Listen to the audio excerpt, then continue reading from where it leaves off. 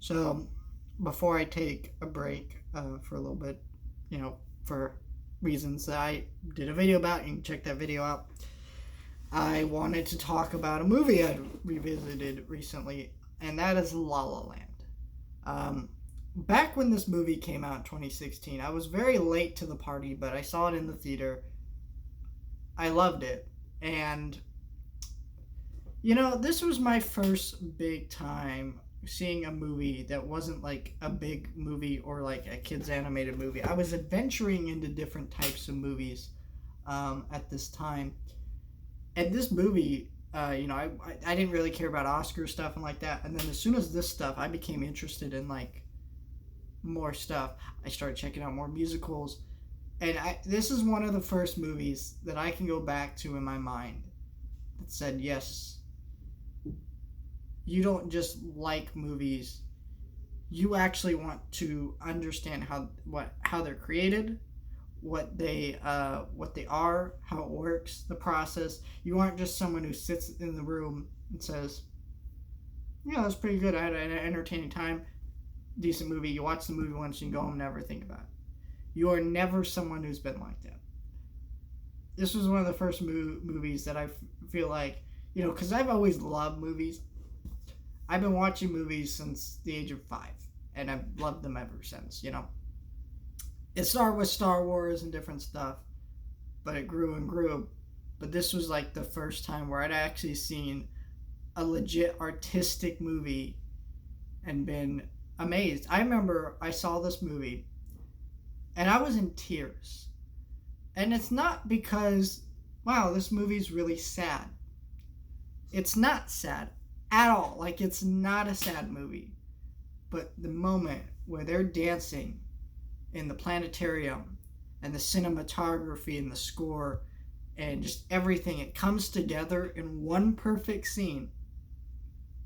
And I'd never seen anything like this. I'd never seen something. It was just like something in the back of my brain said, no, no, no. You're not just watching a film anymore. You're watching art. And I broke into tears. And it's a magical moment. However, I haven't seen this movie since probably 2018. I rewatch it, try to rewatch it every once in a while.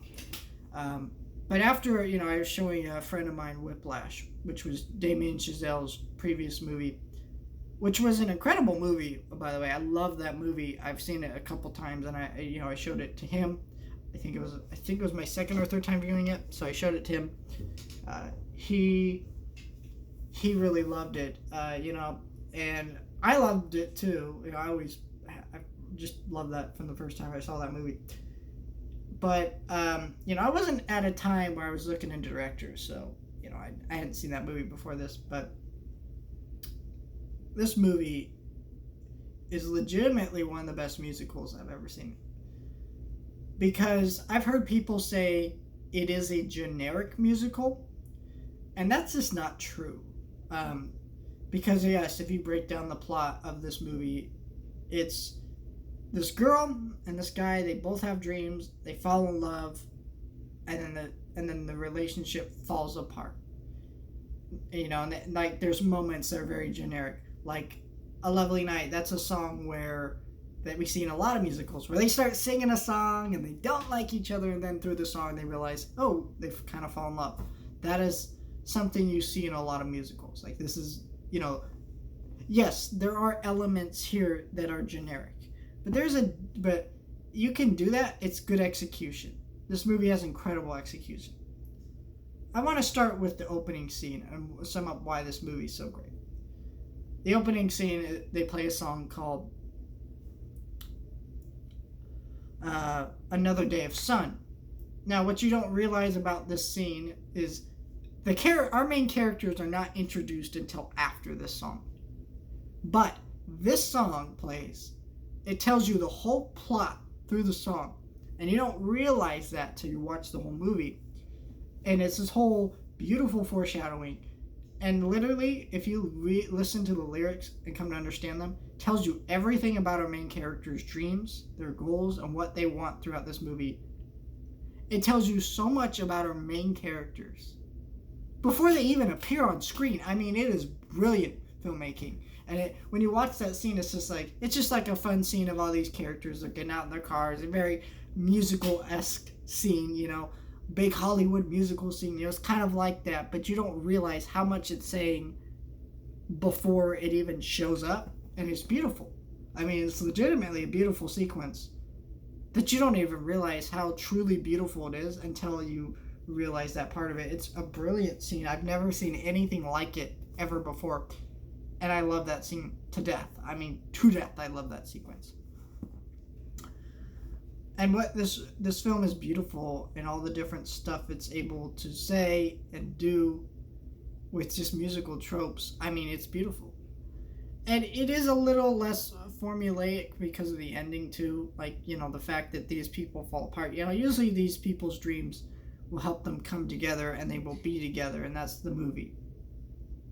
But this isn't your Romeo and Juliet type story. This isn't like West Side Story. It isn't I guess that's a bad comparison. But, it's not the normal type Hollywood musical. It's very different.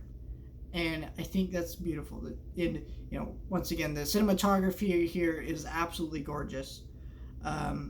The score here is fantastic.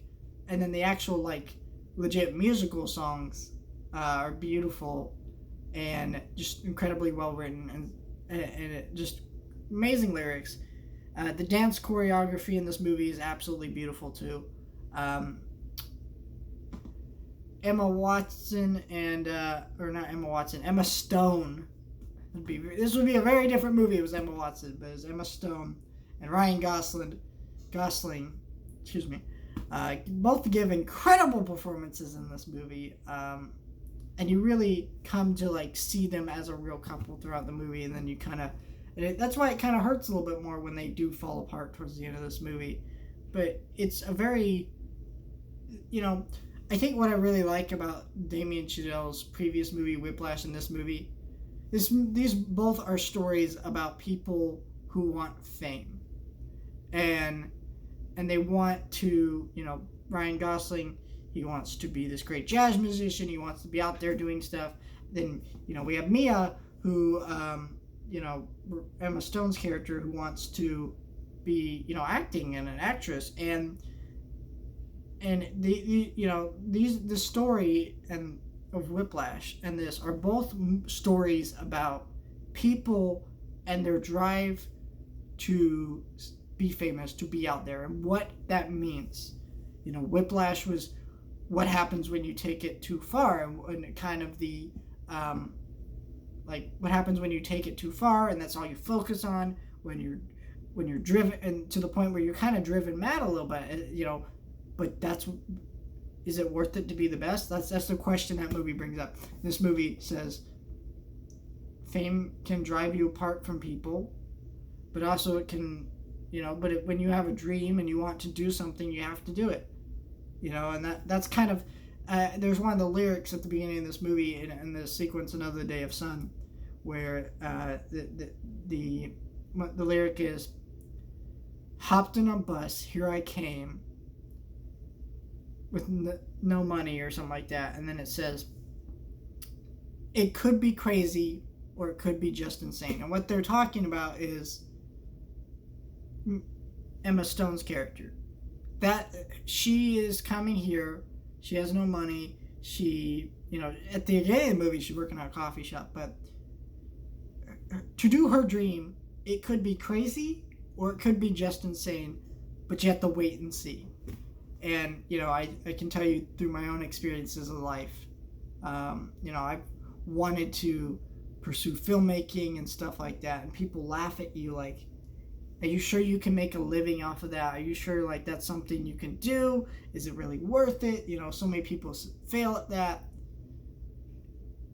But my answer is, this is something I love doing and want to do and pursue doing. And it's, but it's my dream and my passion. I want to do it. And if it doesn't work out, cool, we'll also go from there. But, so yeah, could be crazy, could be just insane. But you gotta wait and see. and I think that's what this movie is.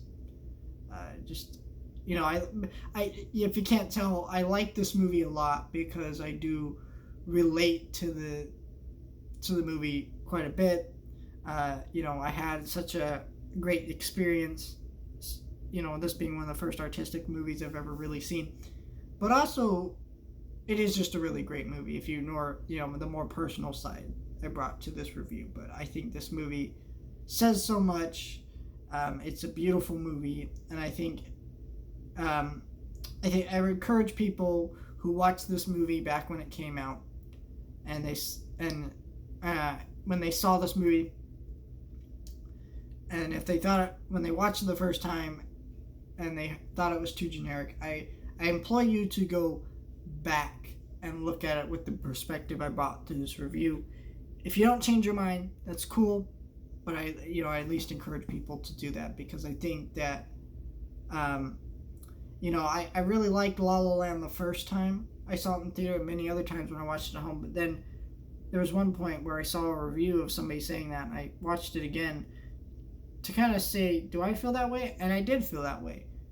But I think it was ignoring a lot of the things that this movie does differently and uniquely to really feel that way. And I think that's, your perspectives change over time. I went from really loving the movie, thinking it's okay, then back to really loving the movie. So I think this is like one of those type deals. I think you should definitely re-watch this movie. Incredible movie. I haven't seen First Man, but Whiplash and La La Land are both incredible movies about achieving dreams and goals.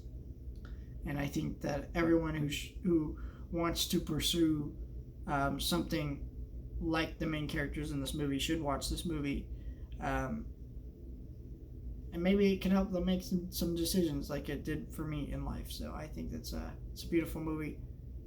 10 out of 10.